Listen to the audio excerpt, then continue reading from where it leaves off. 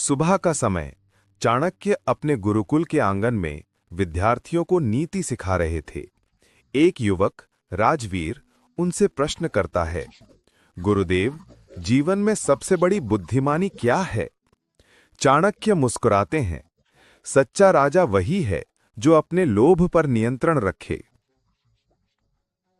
राज्य के राजा विक्रांत देव को यह सुनने को मिलता है कि पड़ोसी राज्य का मंत्री उनके खिलाफ षड्यंत्र रच रहा है।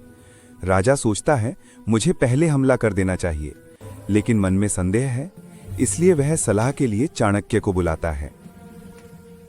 चाणक्य दरबार में प्रवेश करते हैं। वे कहते हैं, राजन, बिना सत्य जाने निर्णय लेना अज्ञान है। पहले शत्रु की चाल समझो, फिर बुद्धि से उत्तर दो।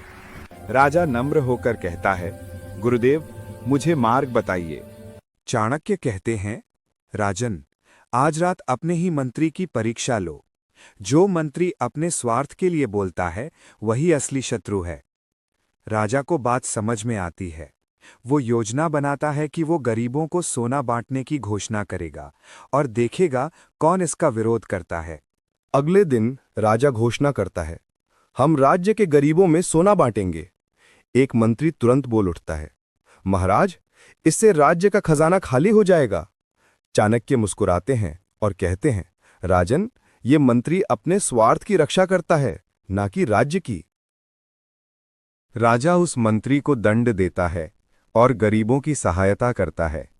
राज्य में खुशहाली लौट आती है।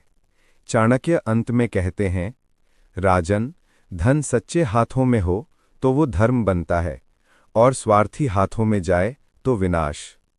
राजा कहता है, गुरुदेव, अब मुझे समझ आया कि बुद्धि का अर्थ केवल चालाकी नहीं, बल्कि सत्य और धर्म के साथ निर्णय लेना ही सच्ची चाणक्य नीति है।